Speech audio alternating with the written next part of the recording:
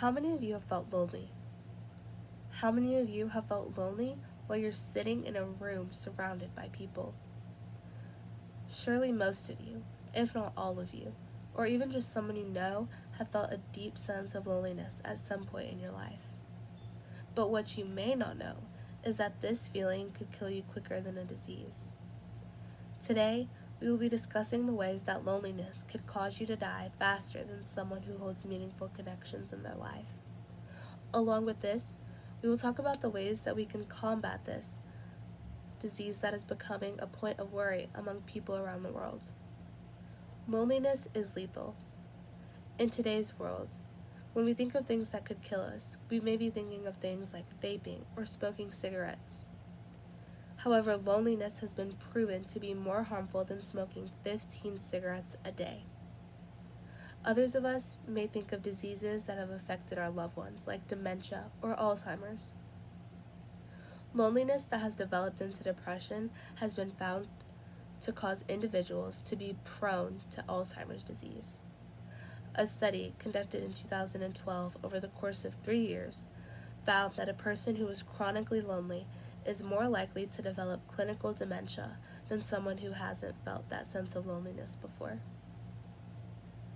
Now, we may wonder, if I'm alone sometimes and I'm doing just fine, how could loneliness affect someone so badly to the point of death? We may be confusing loneliness with solitude. Solitude is self-led. It leads to a time of self-reflection and creativity and can be used to participate in activities that someone finds enjoyable. Loneliness, however, isn't necessarily just being alone, but more so a state of mind that one develops where they find no value in life and perceive themselves as being alone, causing self-isolation. Loneliness is chronic and can lead to depression in one's life. This also occurs during our developmental stages. As we grow older, we develop a need for relationships, and we may find those through academics or sports. While we crave these relationships as individuals, we also need a sense of individualism. We need to find joy in our personal achievements and being self-reliant. So when someone has a lack of balance between the two, this can create a loss of sense of self that leads into a spiral of loneliness and depression. These feelings of loneliness may be pathognomonic or indicative of depression at any age, causing someone to have parasuicide or slowly self-inflicting death or self-harm. These feelings could also negatively affect your cardiovascular and immune system, causing them to shut down and fail. There are ways to combat this loneliness that you or someone you know may feel. The first one being volunteering, which may sound pretty simple, and you may be thinking, how could this help someone?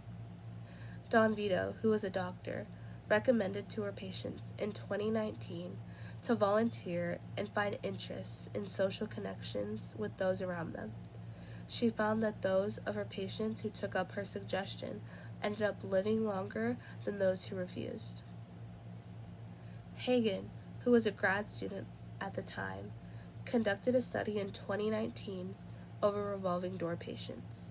She worked at a medical hospital and was studying revolving door patients. Revolving door patients are people that would come in more frequently than needed for their chronic illnesses.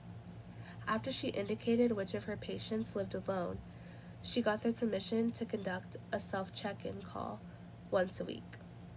When presented with the questions of how are you feeling or how are you doing, rather than answering Hagen with their medical issues, they would simply tell her how they were feeling that day or what they did that week, and she got to develop a better sense of relationship with them. She just got to listen to them. After a month of these calls, she found that they came in less frequently than they once had. So simply being a safe space for those around you could do so much. We all have a sense of when someone is feeling down. A simple call or text to check in could turn their lives around. After diving deeper into loneliness and what that can mean for you and those around you, I hope that the next time you have an interaction with someone, whether they be young or old, you aim to lengthen their life. Remember, humans live to connect and connect to live.